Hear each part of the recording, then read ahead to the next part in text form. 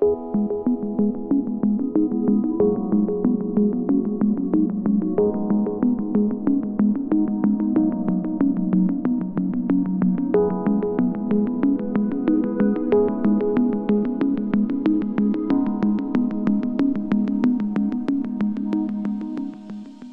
years, Acu-Rite has been your provider for solutions in digital readouts and control systems for your manual machine tool applications.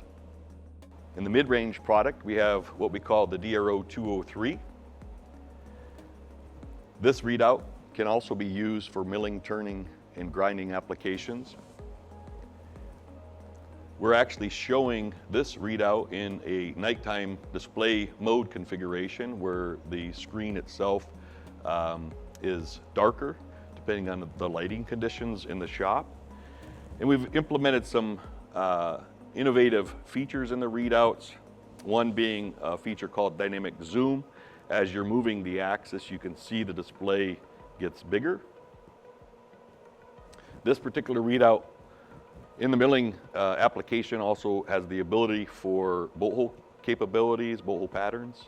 And on the turning side, you can do vectoring and things like that for turning applications with the radius diameter function.